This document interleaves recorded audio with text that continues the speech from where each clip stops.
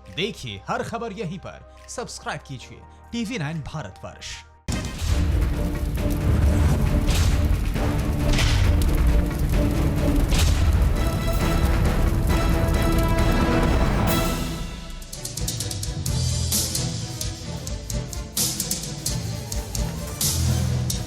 नमस्कार आप सभी दर्शकों, स्वागत है। आज एक बहुत बड़ी खबर हम आपको दिखाने जा रहे हैं। भारत में पिछले 24 बल्कि 48 घंटों में एकाएक कोरोना के मामले बढ़ गए हैं। एकाएक। क्या ये सेकंड वेव है? ये एक बहुत बड़ा सवाल है। हम ये इसलिए पूछ रहे हैं क्योंकि अभी ये पॉलिटिक्स की बात नहीं करेंगे। आज हम प्योर टिप्स की बात करेंगे। क्यों? क्योंकि हम ये जानना चाहते हैं कि क्या ये कोरोना की सेकंड वेव तो नहीं है। और ये कैसा इत्तेफाक है कि जितने भी हमारे प्रवासी मजदूर भाई हैं उनमें ये केसेस ज्यादा आ रहे हैं। तो सवाल ये भी खड़ा होता है कि क्या ग्रामीण इलाकों तक पहुंच गया है कोरोना? सवाल खड़ा यह होता है कि जब लॉकडाउन को हाफ किया गया तो सोशल डिस्टेंसिंग को माफ क्यों कर दिया गया लोगों की तरफ से? ये बहुत बड़े बड़े सवाल हैं। क्या आप नहीं जानना चाहेंगे कि आज जब आपको लग रहा है लॉकडाउन में राहत हो रही है तो देश में सेकेंड वेव कोरोना की आती दिखाई दे सकती है? क्या आप नहीं जानना चाहेंगे? ये इन दिनों जहां देखिए सड़कों पर मजदूरों का जमावड़ा है, ये लोग वो हैं जो घर जाना चाहते हैं, बड़े पैमाने पर घर जा भी रहे हैं, लेकिन प्रवासी मजदूरों के घर पहुंचने से गांव और कस्बों में कोरोना का विस्फोट होता दिख रहा है। इस बिग वॉल पर, जिस पर फुल एंड फाइनल लिखा हुआ है, अगर चाहें तो वो दिखा सकते हैं एक बार आप। इस बिग वॉल पर हम आपको वो आंकड़े दिखाने वाले हैं आपसे कुछ ही क्षणों में जो आप देखकर हैरान हो जाएंगे। गांव के, देहात के, शहरों के, इन प्रवासी मजदूरों के। लेकिन उससे पहले इस वक्त की बड़ी खबर, ब्रेकिंग न्यूज हमारे सामने। ब्रेकिंग न्यूज आ रही है बाराबंकी से।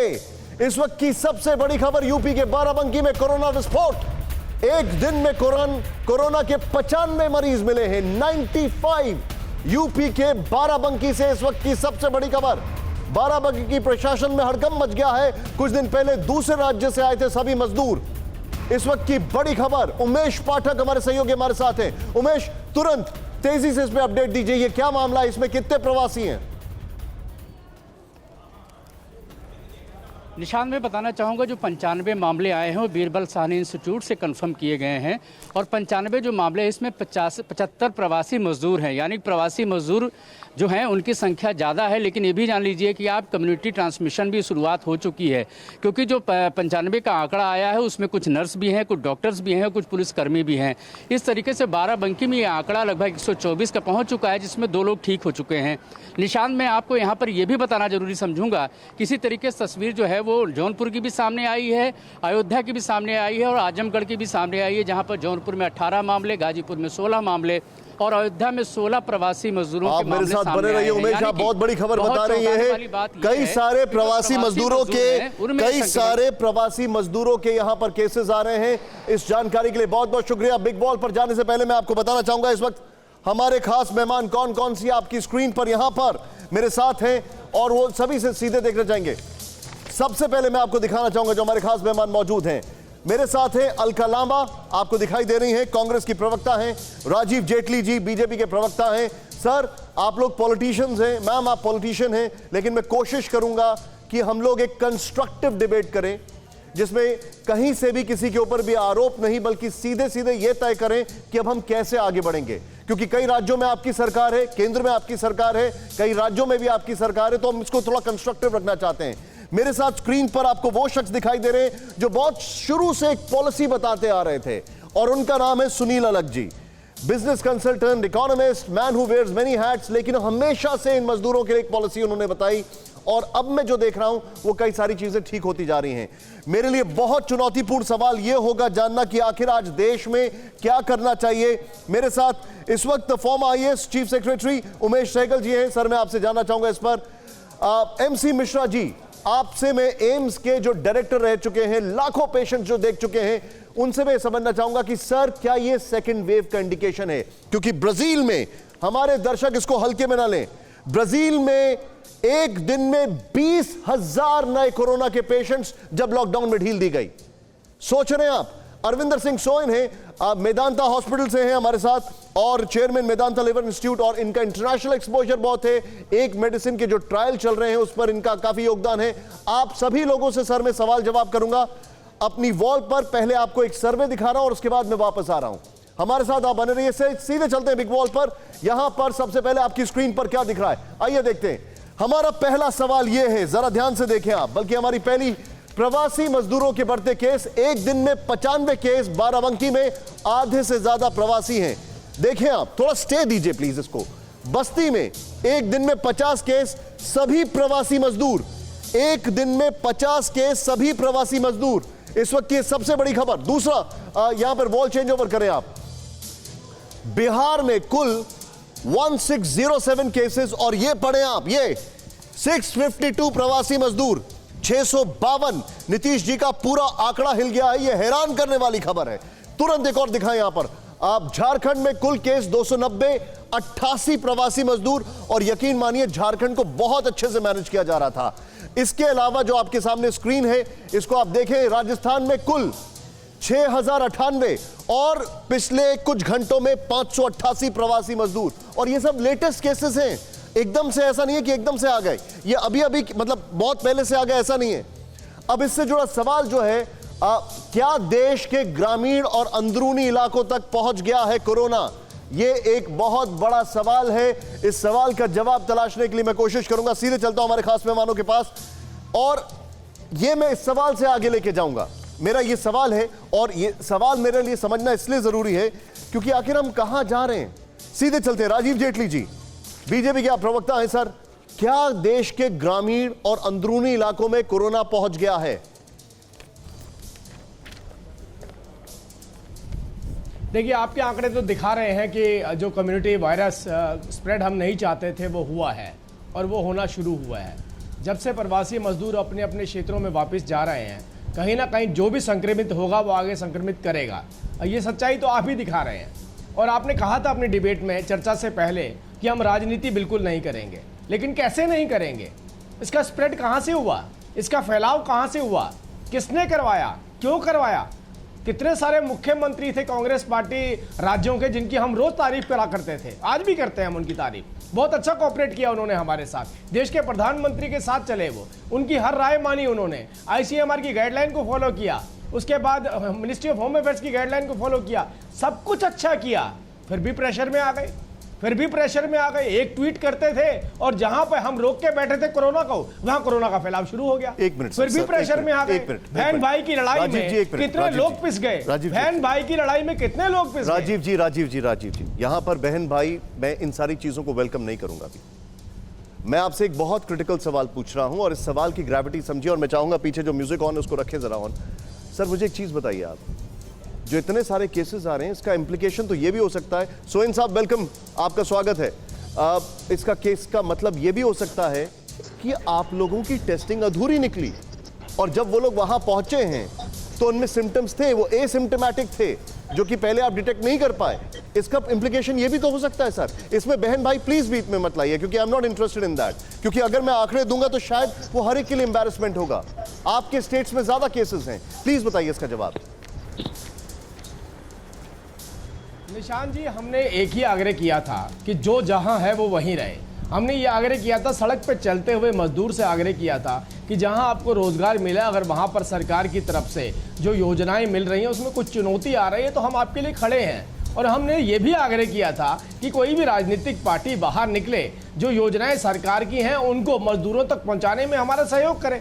हमने ये तो नहीं कहा था कि अगर कोई व्यक्ति संक्रमित है, क्वारंटीन में है, अपने घर में है, उसे बाहर निकालिए, उसे प्रलोभन दीजिए, उसे बार बार मीडिया में या अपने सोशल मीडिया में दिखाइए कि कितने वर्कर जा रहे हैं, कहां जा रहे हैं। सर मेरा एक मिनट,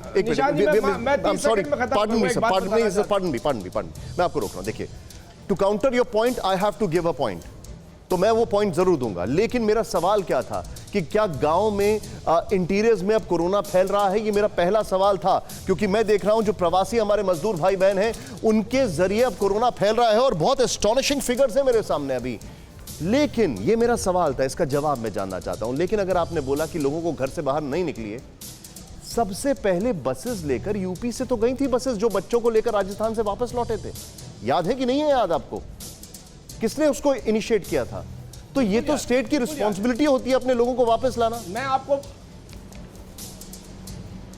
नहीं निशान जी, आप ये बताइए कि कहीं से कोई बच्चे आ रहे हैं, उनका प्रॉपर टेस्ट हो रहा है, उसके बाद वो उस प्रदेश में आ रहे हैं, और कहीं पे एक सड़क पे चलने वाला गरीब मजदूर जिस बेचारे के पास ये जानकारी नहीं है कि सरकार ने उसके लिए सब कुछ किया है, सारे प्रावधान किए हुए हैं, ऐसे में प्रावधानों के बारे में जानकारी देने से ज़्यादा अगर आप ये कहें कि आप बाहर आइए। मैं गुड़गांव का आपको एक केस बताना चाहता हूँ। गुड़गांव के अंदर उत्तराखंड की बसें आई थी जिसमें 300 लोगों को टेस्ट करने के भेजना था, लेकिन एक कांग्रेसी नेता ने व्हाट्सएप के ऊपर मैसेज डाल दिया कि वहां पर बसेस खड़ी हैं, आप ज़्यादा से ज़्यादा संख्या में पहुंचे। 5000 व्यक्ति वहां पर इकट्ठा हो गया। ये सरकारी जो व्यवस्था थी वो 5000 व्यक्तियों की नहीं थी, 300 व्यक्तियों की थी। और उसके बाद फिर से ट्वीट वार शुरू हो गई। मैं कह रहा हूं कहीं ना कहीं कोई ना कोई तो, अब देखिए कितना भी बच लीजिए आप, कितना भी बच लीजिए, कोई ना कोई गुनहगार।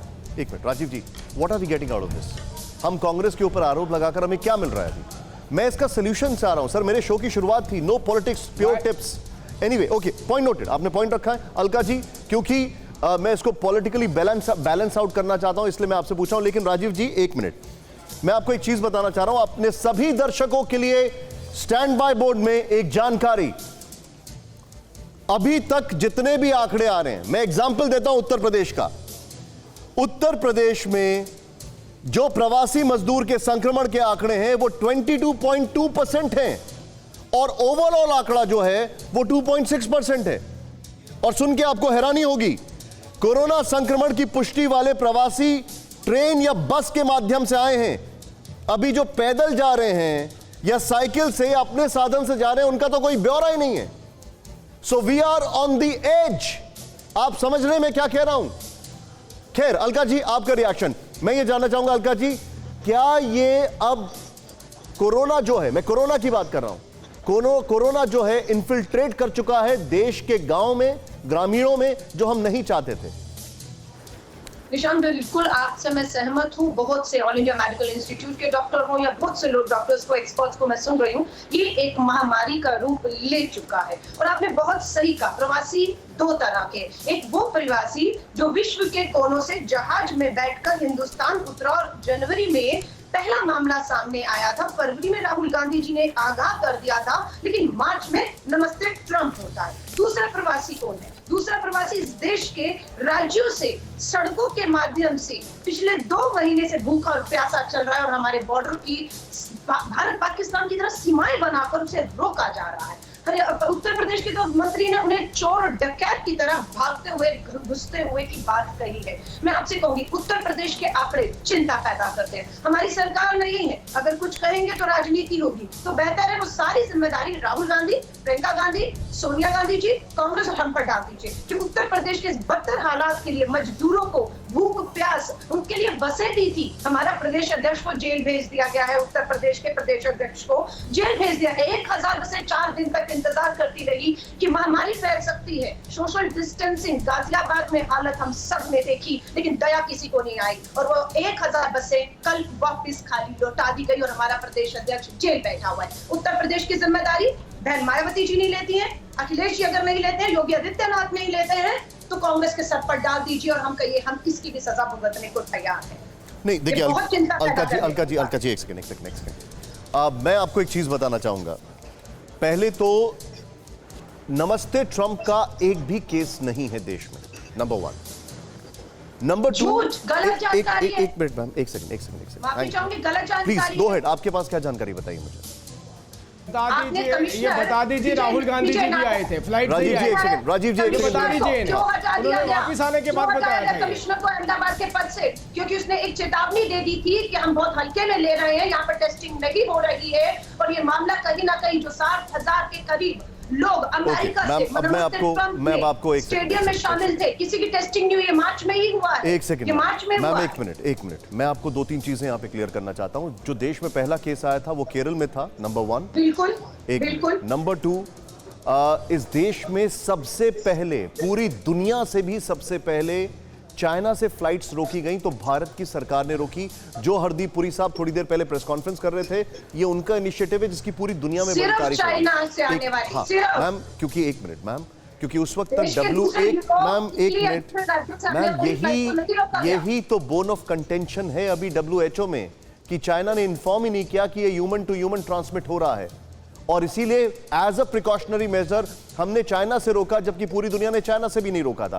खैर, मैं थोड़ा सा आगे बढ़ूंगा। मैं ऐसा थोड़ा नहीं, अमेरिका यूरोप से भी हो रहा था, वहां की फ्लाइटें जा रही थी यहाँ पर आना, पर वहां की टेस्टिंग नहीं हो रही थी, वहां से आने वाले लोगों की कोई टेस्टिंग नहीं हो रही। उसका स्टैंडर्ड ऑपरेटिंग प्रोसीजर ये था कि आप आते ही सेल्फ क्वारंटीन में जा रहे थे। एनीवे, मैं थोड़ा सा आगे मूव ऑन करूंगा। Rajiv ji, I am listening you out sir. एक मिनट सर, प्लीज एक मिनट। और मैं चाहूंगा वो हमारी जो स्पेशल विंडो है वो जरूर दिखाएं, और उसमें दोनों साइड में आपने डॉक्टर्स रखे तो उसको थोड़ा चेंज करें सीधे।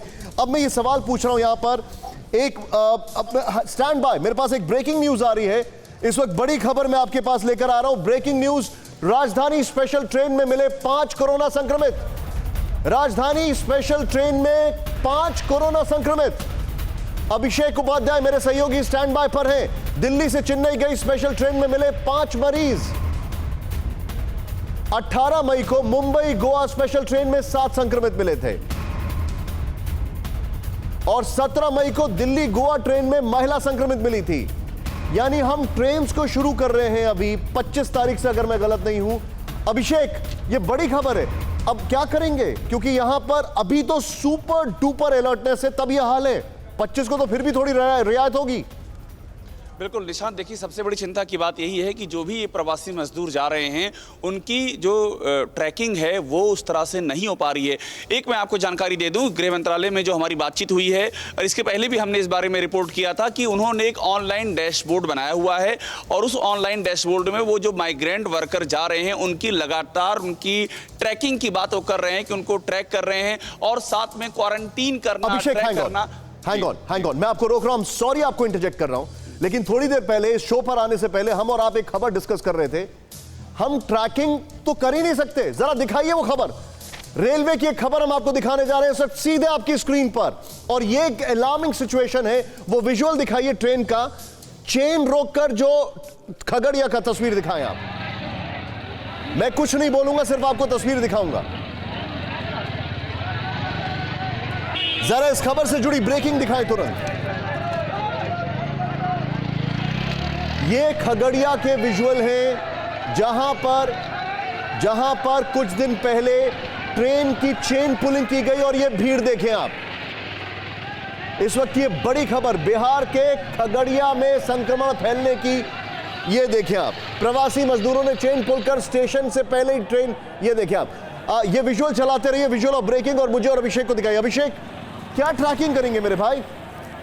निशांत, ये 17 मई की तस्वीरें हैं जो सामने आई हैं, और वाकई ये बेहद ही बेचैन करने वाली तस्वीरें हैं। चेन पुलिंग की गई है, भीड़ में लोग निकले हैं, और निकल करके जहां गए होंगे वहां पर क्या हाल हुआ होगा, ये अपने आप में बहुत ही चिंता का विषय है। जो मैं आपसे बात कर रहा था, वो होम मिनिस्ट्री का ऐसा दावा है कि वो इन सब की कॉन्टैक्ट ट्रैकिंग और ट्रेसिंग ये कर रहे हैं, लेकिन सवाल वही है, उनका कहना है कि उन्होंने सबको एक यूनिक आइडेंटिटी नंबर दे दिया है, लेकिन वो उनको दिया है जो उनके सिस्टम से होकर के गुजरे हैं।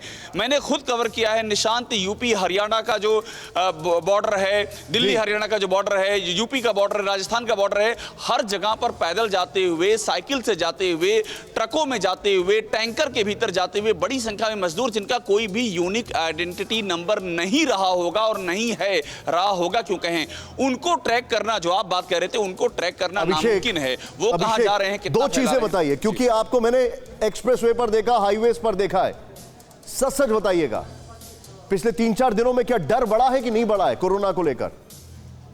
कोरोना को लेकर के डर जो सबसे बहुत अधिक बढ़ा है वो ये बढ़ा है निशांत, की उन जगहों पर जहां पर अभी तक कोरोना को लेकर के कोई बात नहीं होती थी। मैं गांव की बात कर रहा हूं, हम गांव में गए हैं, गांव के लोग ये कह रहे हैं कि भैया जो बाहर से जो लोग आ रहे हैं उनका कोई ठिकाना नहीं है, क्वारंटीन सेंटर बहुत जगहों पर नहीं बने हैं, लोग चुपचाप, क्योंकि क्वारंटीन बस ये आपने बहुत बड़ी बात बोली है, ये बॉटम लाइन है। मुझे अपने अगले सवाल पर जाना था, लेकिन आई कैन नॉट, ये बहुत बड़ी बात की अभिषेक ने। सीधे हमारे गेस्ट को दिखाइए सर, और हमारे साथ मैं सीधे चलूंगा उमेश सहगल जी के पास। उमेश जी, एक ये केस स्टडी है, मैं चाहूंगा इसको थोड़ा बीच में विजुअल्स दिखाते रहे। एक केस स्टडी ये है जहां पर कोई यूनिक आइडेंटिटी नंबर नहीं, और अभिषेक मेरे साथ होल्ड ऑन रहिए, मैं आपके पास वापस आ रहा हूं। दूसरी चीज ये है सर, गांव देहात में जब लोग पहुंच रहे हैं तो वहां पे क्वारंटीन फैसिलिटीज है नहीं, we are not prepared for it. क्या कहेंगे आप इस पर? देखिए, ऐसा है कि देश को हमेशा के लिए बंद नहीं किया जा सकता। ना इकोनॉमिक एक्टिविटीज़ को बंद किया जा सकता है, ना लोगों के घर जाने से आवागमन में बंद किया जा सकता है। 2 महीने हमने बंद किया, इसलिए किया कि हमारी हॉस्पिटल फैसिलिटीज़ वगैरह अप टू मार्क आ जाएं। अब अगर नहीं आई हैं तो वो हमारी बहुत बड़ी एक भूल होगी। उसके बाद अगर आप ये कहते हैं कि हर आदमी ये अपने जेल, अपना घर, हर घर यहाँ जेल हो जाएगा और लोग अपने घरों में ही रहेंगे, तो कल ना किसी को रोटी खाने को मिलेगी, ना कोई जॉब रहेगा, ना किसी की कोई इनकम होगी। अब ये देखिए कि 85% ऐसे केस हैं जो एसिम्प्टोमेटिक हैं, जिनका अगर टेस्ट नहीं होता तो पता ही नहीं चलेगा कि ये पॉजिटिव हैं। इस टाइप के कितने लोग गांव में हैं हमें उसका पता नहीं है, क्योंकि गांव में टेस्ट नहीं हो रहे, टेस्ट आपके शहरों में हो रहे हैं, इसीलिए ज़्यादातर केस शहरों में आ रहे हैं। अब ये प्रवासी जब जाते हैं तो इनका 100% टेस्ट होता है, तो अगर 500 गए उसमें से अगर 5 निकले या 10 निकले तो लगता है कि 10 आ गए, मगर ये सोचिए कि वो 10 तो पहले भी थे, इनका क्योंकि टेस्ट नहीं हुआ था इसलिए सामने नहीं आए थे। अब 1 लाख टेस्ट इस कंट्री में हर रोज़ हो रहे हैं और 2 लाख तक इसको बढ़ाना है, और होता है एक्चुअली चाहिए कि और भी ज़्यादा बढ़ा दें, ताकि गांव में भी जाके मास जिस तरह होता है वो वाले टेस्ट हों, और जिसका टेस्ट हो उसको कोई पता चल जाता है कि मैं हूँ पॉजिटिव और मुझे अपना क्वारंटीन रखना है, तो मैं नहीं विश्वास करता कि लोग इतने बेवकूफ़ हैं कि सड़कों में बाहर निकल आएंगे। जिसको पता नहीं है, अब मास्क पहन लीजिए, गर्मी का टाइम है ये, तो इस जो ये कोरोना है इसकी लाइफ थोड़ी सी कम हो जाती है गर्मी में जब मौसम आता है। तो हमारी किस्मत अच्छी है कि अब गर्मी का टाइम है, इसकी लाइफ थोड़ी कम है, हम थोड़ा सा प्रोटेक्शन रखें, थोड़ा सा लोगों से दूर रहे, गले वले ना मिलें, भीड़ भक्का ना मचाएं, शादियों के ज़्यादा हल्ला गुल्ला ना करें। ठीक है सहगल साहब, एक देश बच जाएगा। एक मिनट सुनिए, ये सोचते हैं कि गाँव तो गाँव हमारा एक यूटोपिया बना रहेगा, बचा रहेगा, और शहरों में ये बीमारी ठीक है। मैं पॉइंट, अब मेरे जो डॉक्टर भूल है हमारे साथ गेस्ट थे मैं उनके पास आ रहा हूं। सहगल साहब मैं आपको रोकूंगा यहाँ पर, आपने एक पॉइंट रखा है यहाँ पर, मैं थोड़ा सा आगे लेके जाऊंगा। आपने सही बात की, मैं एग्री करता हूं आपसे पूरी तरह, लेकिन सुनील अलग साहब ने, और जब हमारे साथ गेस्ट बोले तो प्लीज आप उनको ऊपर की तरफ लेकर आए, सुनील अलग साहब ने एक बात कही थी कि आप इन मजदूरों को मत जाने दीजिए, इनके रहन सहन खान पान की व्यवस्था कीजिए, डोंट लेट देम गो। वहां पर चूक हुई हमें लगता है, लेकिन सुनील अलग साहब अभी ये जो जा रहे हैं अनफॉर्चुनेटली ये कोरोना कैरियर्स बनते जा रहे हैं, और ये वहां पर कोरोना जा रहा है जहां पर किसी को उम्मीद नहीं थी, और वहां पर कोई फैसिलिटी है नहीं। अब देखिए, मैं तो कोई पॉलिटिकल पार्टी चाहे कांग्रेस हो चाहे जो भी हो, देखिए जो बाहर से आ रहे थे वो केरला में भी आ रहे थे, बट केरला एक स्टेट है जो बहुत अच्छी तरह से मैनेज कर रहा है। उन्होंने सारे सेंटर्स एडवर्टाइज किए हुए हैं, इस यहाँ पे आप रहेंगे, और सबको मालूम है कि बहुत ही नीट बेड्स बनाए हुए हैं। जैसे बॉम्बे में आज मुरली देवरा ने, जो भी हो जिसके पार्टी में भी हो, उसने 900 बेड्स 1000 बेड्स सब बना दिए। अब जब ट्रस्ट आएगी लोगों में तभी जाके लोग टेस्ट भी कराएंगे, और चाहे अगर कुछ भी हो तो आगे जाएंगे। मैं तो देख रहा हूं आगे, जो पहले हो गया, नो पॉइंट इन सेइंग बीजे। अब देखो, मैं तो 2 महीने से कह रहा हूं कि भाई साहब क्यों छोड़ के लोग जा रहे हैं, रास्ते पे क्यों जा रहे हैं वो। ये सिर्फ ये नहीं है कि उनको खाना मिलना नहीं है, उनको पैसे भी चाहिए। अगर पैसे घर में दे दिए होते तो वो नहीं जाते। कोई भी उनके घर में 500 रुपए सिर्फ खाना ही दे रहे हैं, खाने से नहीं चलेगा। मैं तो कह रहा हूं कि 2 महीने के लिए अगर वो 500 रुपए अगर 5000 रुपए कर देते तो सिर्फ 10,000 करोड़ का बिल बनता। मैं नहीं कह रहा हूं पूरे साल के लिए दीजिए, 2 तो कोई भी नहीं जाता, लेकिन अब वो चल के जा रहे हैं। कोई जो ट्रेन पे जा रहे हैं वो तो टेस्ट होके जा रहे हैं, फिर भी गलत, जैसे उन्होंने कहा एसिम्प्टोमेटिक हो रहा है, लेकिन जो चल के जा रहे हैं उनको तो जाना ही है। वो कह रहे हैं, क्या मेन रीजन क्यों कह रहे हैं वो, चाहे जो भी पार्टी हो चाहे जो भी स्टेट हो, वो तो कह रहे हैं हम यहीं पे मर रहे हैं तो हमको घर में जाके मरने दो ना। Nobody is finding out the reason why they are going home. Please understand the reason why people are going home, whether it's Congress, whether it's BJP, whether it's anybody. जब तक आप समझ में नहीं आएगा कि क्यों लोग जा रहे हैं, चाहे जो भी स्टेट हो, आप सबका ख्याल रखिए। और देखिए, state pass the buck. Sir मैं आपको थोड़ा सा रोकूंगा, जैसे पंजाब मांग रहा है, मैं आपको थोड़ा सा रोकूंगा सर। मैं आपने जो पॉइंट रखा है मैं इसको थोड़ा सा आगे लेके जाऊंगा। मैं अपनी बिग बॉल पर जाके कुछ आंकड़े आपको दिखा रहा हूं। राजीव जी, मैंने आप सबको देख लिया, अलका जी को भी देख लिया था, कुछ आंकड़े मैं आपको दिखा रहा हूं, और मैं अपने पीसीआर से बोलूंगा कि जब गेस्ट बोल रहे हो तो उनको ऊपर की तरफ, इसी फॉर्मेट में ऊपर की तरफ लेके आया करें। मैं चाहता हूं गेस्ट ऊपर दिखाई दें। सीधे मैं यहां पर लेके जाऊंगा आपको बिग बॉल में, और जरा देखें आप, कुछ आंकड़े आपके सामने, एस्टॉनिशिंग आंकड़े। जरा चलें, आइए यहां पर तुरंत फ्लैश करते हैं हम यहां पर, और ये हमारी स्क्रीन पर सबसे बड़ी बात, 72 घंटे में बेतहाशा बढ़ोतरी हुई है। अभिषेक भाई स्टैंड बाय पर रहिएगा आप। महाराष्ट्र में 6,244 केस 72 घंटे में, 72 आवर्स। देख रहे हैं आप। राज्य तमिलनाडु केस 1967, 2000 के करीब केस 72 घंटे में।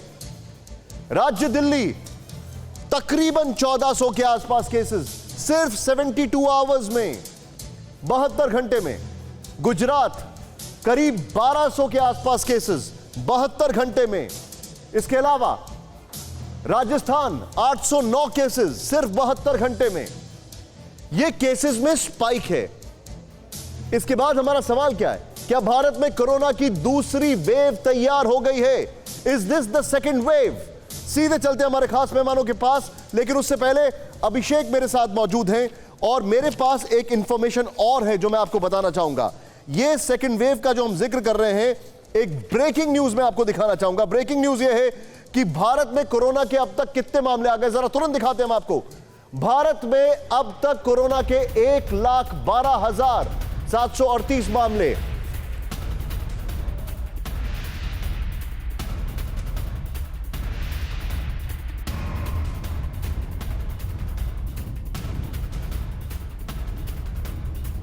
देश भर में कोरोना से अब तक 3,438 लोगों की मौत। पिछले 2 दिनों में मरीजों की संख्या में रिकॉर्ड बढ़ोतरी। 2 दिनों में रिकॉर्ड 10,000 से ज्यादा मामले। अभिषेक उपाध्याय हमारे साथ है। अभिषेक, तुरंत मुझे बताइए, क्या यह कोरोना की सेकेंड वेव दिखाई दे रही है? इस देश की सरकार क्या सोच रही है? क्या लग रहा है?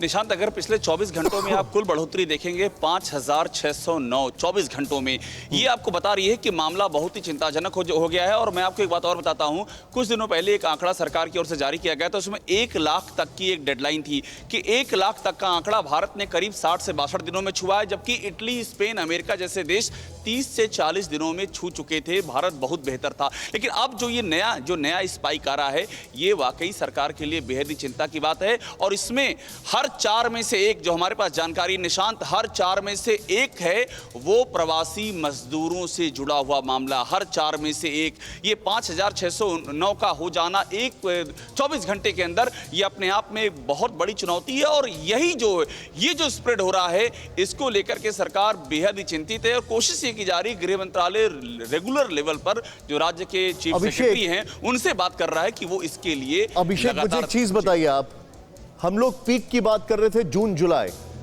जुलाई में पीक करेगा, लेकिन वो पीक कितनी होगी, क्या ये भी कोई इमेजिन कर पा रहा है? निशांत, अभी इस बारे में कोई इमेजिन इसलिए नहीं कर सकता है क्योंकि अंदर की कहानी ये है और यथार्थ यही है कि उतनी ज़्यादा टेस्टिंग ही नहीं हो पा रही है। निशांत, वो जब लेवल आ जाएगा तो आपको मालूम पड़ेगा कि ये आंकड़ा कितना पहुंच रहा है। अभी दिल्ली और मुंबई जैसे शहरों में भी टेस्टिंग की उतनी ज़्यादा फैसिलिटी नहीं मिल पा रही है। जो लोग टेस्टिंग कराना चाह रहे हैं उनको बड़ी दिक्कतें आ रही हैं। आप गाँव की तो बात तो भूल जाइए, जब वहां तक ये इंफ्रास्ट्रक्चर जाएगा तो आप। ठीक है अभिषेक, पॉइंट नोटेड। अभिषेक, इस जानकारी के लिए आपका बहुत बहुत शुक्रिया। आपने हमारे साथ बातचीत की और ये बहुत ज्यादा इंफॉर्मेशन आप लेकर आ रहे हैं। बहुत बहुत शुक्रिया इस जानकारी के लिए। सीधे मैं लेके चलूंगा हमारे खास मेहमानों के पास। मैं चाहूंगा वो जो ग्राफिक्स हैं 72 घंटे वाले, उसको बीच में प्ले करते रहें। डॉक्टर मिश्रा और डॉक्टर सोइन, सर मैं आपसे जानना चाहूंगा सबसे पहले, स्टार्टिंग विद डॉक्टर मिश्रा, क्योंकि एम्स के एक्सपोजर की मैं आपकी बात कर रहा हूं और उसमें आपने भांत तरीके के लोगों को डील किया है, और अभी जो कुछ भी हो रहा है, क्या आपको लगता है कि ये भारत में सेकेंड वेव है या वो पहली चीज थी जो दबी हुई थी वो बाहर निकल कर आ रही है?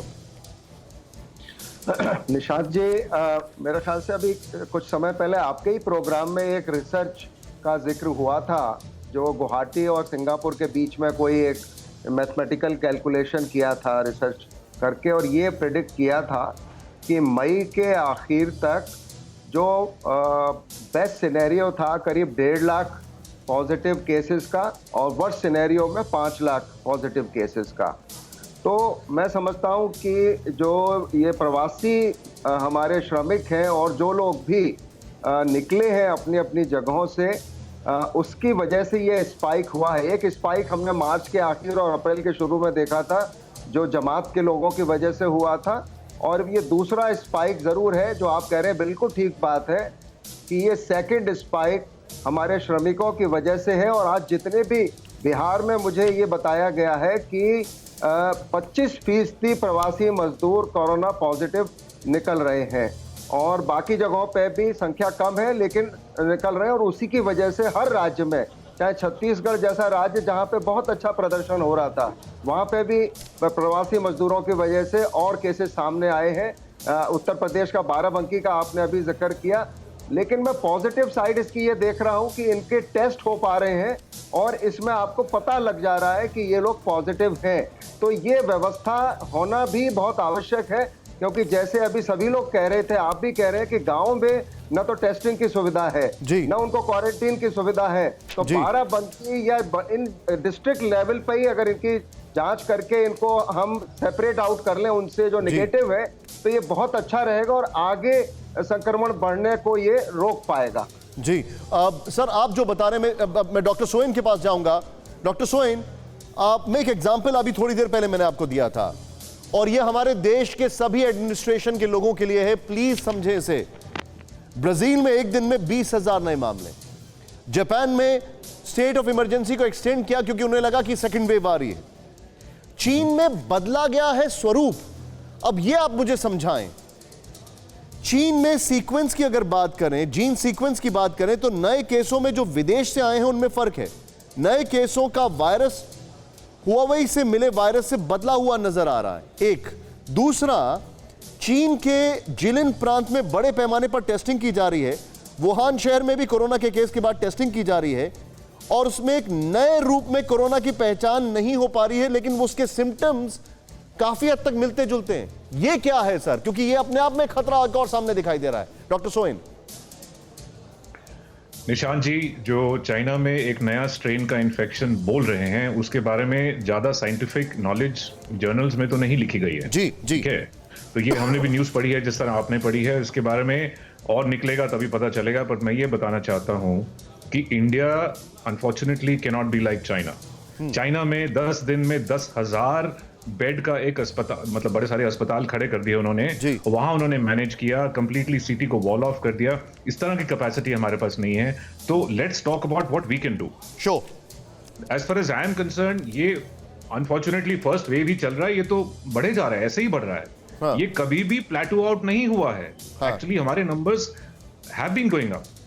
तो इसमें 3 चीज करना है इस वक्त। नंबर 1, कोई भी क्राउड जहां पे होता है, चाहे ट्रेन में होता है, बस में होता है, जगहों में होता है, ग्रोसरी स्टोर के पास होता है, कहीं पे भी जहां पे क्राउड इकट्ठा है, उसको रोकने की कोशिश करनी है। नंबर 1। तो इस तरह का सर्कमस्टेंसेस बनाने हैं नागरिकों के लिए, माइग्रेंट लेबर्स के लिए, कि क्राउड नहीं करें, चाहे ट्रैवल में, चाहे सिटी में, चाहे विलेज में। गवर्नमेंट को वो एफर्ट करना है, बिकॉज वो एक प्रिवेंशन होगा।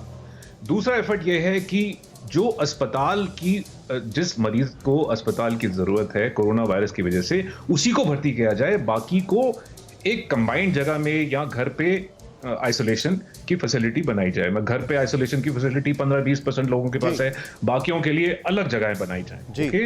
और नंबर 3 ये है कि अस्पतालों में जिस तरह अब हमारे इलेक्टिव केसेस या सेमी अर्जेंट केसेस जो पहले नहीं हो रहे थे 2 महीने से, अब वो हो रहे हैं, क्योंकि बाकी बीमारियों से भी तो लोग सफर कर रहे हैं। तो ये एक एटमॉस्फेयर कंड्यूसिव होना चाहिए कि जो मरीज दूसरी बीमारियों से पीड़ित हैं, उनका भी केयर हो, उनकी भी रक्षा की जाए, उनका इलाज हो अस्पतालों में। बड़ा वैलिड पॉइंट है। तो आपने जो 3 पॉइंट है, कॉन्सेंट्रेट करना चाहिए। इन तीनों पॉइंट को एक एक करके फिर से एक बार हमारे दर्शकों को बता दीजिए। मैं चाहूंगा इसको जरा ध्यान से सुने आप। ये 3 पॉइंटर्स बहुत इंपॉर्टेंट है सर। वेरी क्विकली एक बार रिकैप कर दीजिए please. Number 1, prevent crowds. So चाहे ट्रैवल में हो, चाहे इकट्ठे किसी फैसिलिटी या फूड सप्लाई के लिए भीड़ इकट्ठा हो, उसको रोकना है। वर्क प्लेस में तो सब जगह क्राउड्स को रोकना है जी, रोकना है, यानी कि वो होने ना पाए, वहां क्राउड्स बनने ना पाए जी। नंबर 2, जो अस्पतालों में कोविड का इलाज हो रहा है वो केवल मॉडरेट या सिवियरली इल पेशेंट्स का हो। जो माइल्ड और एसिम्प्टोमेटिक हैं वो या घर पे आइसोलेट करें या किसी और फैसिलिटी में आइसोलेट करें। और नंबर 3, जो नॉन कोविड रिलेटेड बीमारियां हैं उसकी भी देखरेख अब पूरे जोर शोर से शुरू होनी चाहिए, वरना उसकी भी डेथ्स बढ़ जाएंगी। ठीक है, क्योंकि इस शो को मैंने शुरू किया था इस चीज को कह के कि नो पॉलिटिक्स ओनली टिप्स। अब अलका जी, मैंने देखा है, मैं सबके पास जाकर सबके पास वापस रिपीट सेकंड राउंड में वापस के पास ही आ रहा हूं, जरूर से आपके पास आ रहा हूं। अब मैं जो 2 आंकड़े दिखाने जा रहा हूं, उन आंकड़ों को आप देखें और उसके बाद मैं चाहूंगा कि सब लोग सिर्फ टिप्स दें, जस्ट हेल्प अस कि how should we come out of it, कैसे इससे बाहर निकलें। तुरंत बैक टू बैक 2 वॉल्स में दिखाऊंगा। नो क्राउडिंग की हम बात कर रहे हैं, लेकिन अगर आप स्क्रीन पर देखेंगे तो आप हैरान हो जाएंगे। जरा ध्यान से देखें, क्योंकि ऐसा लगता है ये मास मूवमेंट है। मास मतलब इतना जबरदस्त मूवमेंट किसी ने सोचा नहीं होगा। ध्यान से देखें आप, प्रवासी मजदूरों का लेखा जोखा। उत्तर प्रदेश 16 लाख से ज्यादा लौटे हैं प्रवासी मजदूर। 16 लाख, इमेजिन, यह उत्तर प्रदेश का आंकड़ा है। बिहार 7 लाख से ज्यादा प्रवासी मजदूर लौटे हैं। 7 लाख, 7 लाख से ज्यादा। राजस्थान 6.5 लाख, तब तक चेंज ना करें जब तक मैं बता रहा हूं। राजस्थान 6.5 लाख। उड़ीसा लगभग 2 लाख प्रवासी मजदूर लौटे हैं। ये देखें आप आंकड़े, ये ग्लेयरिंग आंकड़े हैं। अगला आंकड़ा दिखाएं आप हमारे सामने, झारखंड का है। करीब 1.25 लाख से ज्यादा प्रवासी मजदूर लौटे हैं। इनको मैनेज कैसे किया जाएगा? सीधे देखें आप यहां पर, यही हमारा अगला सवाल है। तुरंत वो सवाल दिखाएं। अब आप अंडरस्टैंड करें कि इसकी ग्रेविटी कितनी बड़ी है। क्या इन मजदूरों के लिए कोरोना गाइडलाइन का पालन कराना मुश्किल है? राज्य सरकार इतने बड़े बड़े आंकड़े को कैसे हैंडल करेंगी? तुरंत आप एक और दिखें, क्योंकि मैं चाहूंगा अब टिप्स की बात की जाए। तुरंत भारत को आर्थिक नुकसान, अब आप ये समझे क्यों? क्योंकि अगर मैं मजदूरों की बात कर रहा हूं तो ये लॉकडाउन ईज आउट क्यों हुआ है? 1991 के आर्थिक सुधारों के बाद सबसे धीमी विकास दर, नंबर 1। नंबर 2, चेंज करें क्विकली। आर्थिक विकास दर में देखिए आप 1.2% रहने का अनुमान है। अलग अलग एजेंसीज कह रही हैं ये बेस्ट है, ये बेस्ट है। अर्थव्यवस्था को गिनते जाइए आप, 2, 3, 4.4, 234.4 अरब डॉलर का नुकसान, गिनना भी असंभव है। 10 लाख करोड़ से ऊपर का नुकसान, अगर मैं बोलूं तो गलत नहीं होगा। रोजाना 35,000 करोड़ रुपए का नुकसान। और आखिरी सवाल, अप्रैल में यह देखें आप, 2.7 करोड़ लोगों की नौकरियां चली गई अप्रैल में। मोदी जी ने बोला नौकरी नहीं जाएंगी, लेकिन जा रही हैं। ऐसा नहीं है नहीं जा रही हैं। अब आप देखें आप अगली बताएं, इसमें सवाल क्या है हमारा? क्या आर्थिक नुकसान के चलते लॉकडाउन खोलना मजबूरी है? सीधे चलते हमारे खास मेहमानों के पास। 2 गेस्ट मुझे बताया गया है, उनका शायद लिंक में आउट हो गया। मैं अभी जो हमारे खास मेहमान है स्क्रीन पर दिखाएं, सीधे मैं उनके पास चलूंगा। और सुनील अलग जी, सबसे पहले पॉइंट नंबर 1, क्या किया जाए? ये मास मूवमेंट है सर। जो आंकड़े हैं ये ग्लेयरिंग आंकड़े हैं, मतलब 20 लाख, 2 लाख, 7 लाख, इतना मूवमेंट हो रहा है, कैसे मैनेज करेंगे? नंबर 1, क्योंकि ये तैयार कोई भी नहीं रह सकता। Number 2, economically what to do. Lockdown में ईज आउट इसीलिए किया गया। Very quickly sir, because I am running into last few minutes, में चाहूंगा सबका रिएक्शन और टिप्स। Your reaction sir. देखिए, अभी जो stop the stigma against Covid के सब लोगों को समझाना चाहिए कि देखिए, अगर किसी के पास कोविड हो गया तो he can not be avoided, he should not be shunned. एक बार ये आ गया तो दूसरा, economically you have to stop this movement of migrant workers. जो पहुंच गए ठीक है, उनके घर में जरा पैसे दे दीजिए। और यहाँ पे economically if you start all the construction, they will not go home. Start getting them to earn wages. That is all that I am saying. Just 2 major points. Very easy to say avoid crowds, but people are not going to listen to that. China में तो they did it because they are not a democracy, वो guns लेके कर दिया उन्होंने। But in India it's impossible to stop the crowd sir. Therefore, just 2 things. Give them jobs here, put the money in there and stop this stigma कि जिसको Covid हो गया वो बस उसको छोड़ ही दीजिए। And then economically, we have not found a cure for dengue, we have not found a cure for so many ailments. Nobody is frightened of them. We must stop this fright of COVID. Understood. And what about economically क्या किया जाए sir? Economically मैंने कह दिया ना कि देखिए, जितना कंस्ट्रक्शन और ये जो वर्कर्स हैं जहां पे हैं, उनको आप तनख्वाह देना शुरू कर दें, वो नहीं जाएंगे घर। Start the work there at least. ठीक है, start with all the people where they are employed now. Otherwise they are going to go home. How are you going to get them back? No economy is going to start without these workers who are going away. How are you going to get them back? ठीक है सहगल साहब, वापस कैसे मंगवाएंगे आप? ठीक है सहगल साहब, number 1 कैसे मैनेज किया जाए जब ये लोग स्टेट्स पहुंच रहे हैं, और नंबर 2 कैसे इनको रीअलाइन किया जाए इकोनॉमी से, because they have left the spot जहां पर वो काम कर रहे थे। देखिए, ऐसा है कि सारी फैक्ट्रियां, सारे दफ्तर चालू करने पड़ेंगे। एक नया नॉर्मल आएगा, आपको उस नए नॉर्मल के मुताबिक दफ्तर, फैक्ट्रीज, कंस्ट्रक्शन, जितनी भी मेन है, अब उसको बैठे हुए सरकार घर में तनख्वाह दे, ये पॉसिबल नहीं है। अरबों रुपए खरबों रुपए सरकार के पास नहीं आएंगे, क्योंकि टैक्स भी बंद हो रहे हुए हैं जी। दुकानें सारी खोलनी पड़ेंगी, सारी दुकानें खोलनी, ये ऑड इवन वगैरह नहीं चलेगा, ये गलत है। ट्रांसपोर्ट आपको मेट्रो चलानी पड़ेगी, उसका एक नया नॉर्मल बनाया जाएगा, जिस तरह रखना पड़ेगा कि किस तरीके से आपको स्टेरिलाइज करना है, किस तरीके से हाथ धोने हैं, किस तरीके से मास्क लगानी है, किस तरीके से ये सारा किया है, वो करना पड़ेगा। लोगों को कोऑपरेट करना बहुत ज़रूरी है। आप ये समझते हैं कि डंडे मार के लोगों से काम कराया जाएगा तो आप काफ़ी भुलेखा कर रहे हैं। कभी भी हिंदुस्तान में आज तक लोगों ने डंडे की मार से काम नहीं किया, लोगों ने प्यार से किया है, लोगों ने समझदारी से किया है। अब यहाँ समझदारी आ गई है कि ये बड़ी खतरनाक डिजीज़ है, इससे बच के रहो। सिर्फ मैंने ही नहीं बचना, अपने बच्चों को बचाने के लिए मैंने बचना है, और अपने बच्चों को बचा के रखने के लिए हम सारी फैमिली को बच के रहना पड़ेगा। तो ये सारी समझदारी आ गई है, ठीक है। नॉर्मल सी आनी चाहिए। ये जो अब नॉर्मल सिचुएशन है, यहाँ से परमिट लो, वहाँ से पास लो, यहाँ नोएडा नहीं जा सकते, यहाँ से गुड़गांव नहीं जा सकते, ये सारे बंद नहीं रख सकते आप। ये जेल नहीं बने हुए हैं, जेलों में भी देखिए आ गया, पहुँच गई है कोविड। तो ये जेल बनाने से भी बंद नहीं होगा। ठीक है, गांव में जाने तो उल्टा बेटर है, क्योंकि गांव तो फिर खुली हवा मिलेगी, गांव में क्वारंटाइन पॉसिबल है। शहरों में बेचारे जो आपने वैलिड पॉइंट पड़े हुए हैं, वैलिड पॉइंट दिया सर। मैं सीधे यहाँ पर चलूंगा अलका जी के पास। Okay, point noted. Alka ji, advice, आपकी टिप्स क्या है इस पर? क्योंकि आप लोग पहले बहुत अच्छे आप लोगों ने कुछ टिप्स दिए हैं, मैं बार बार उसको कोट करता हूं, चाहे वो एफडीआई की बात आपने की हो या आप लोगों ने बात की हो एमएसएमई की। क्या टिप्स हैं इस पे आपके?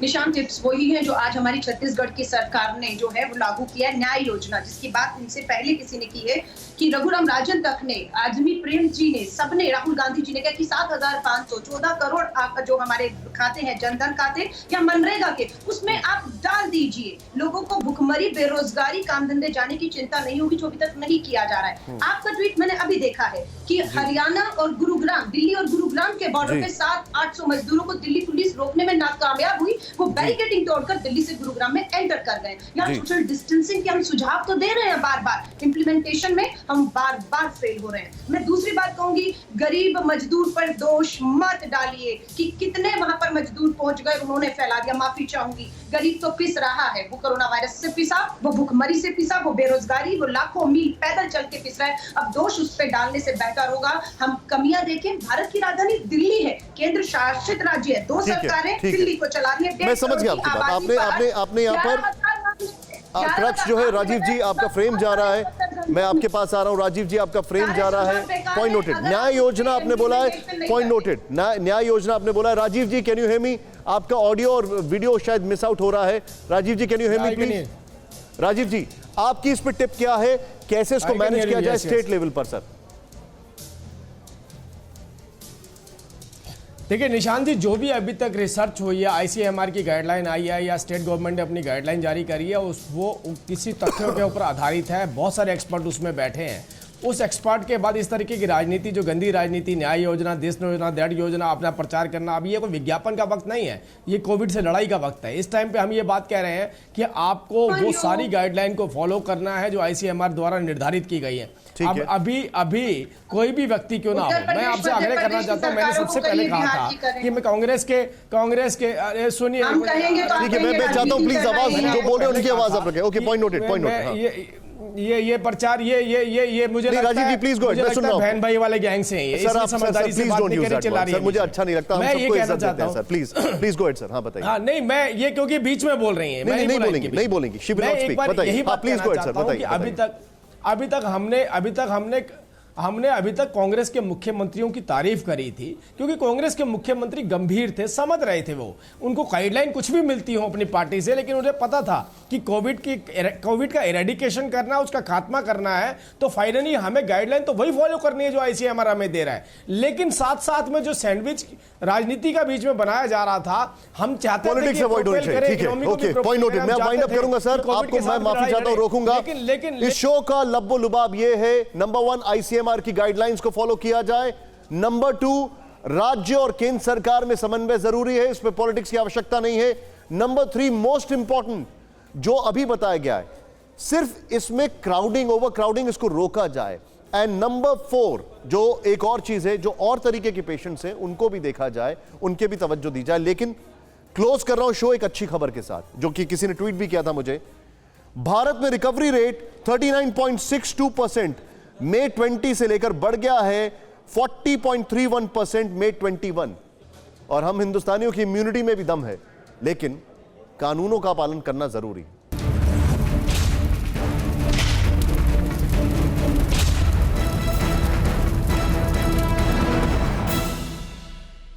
फिक्र आपकी, सोमवार से शुक्रवार रात 9 बजे सिर्फ TV9 भारतवर्ष पर।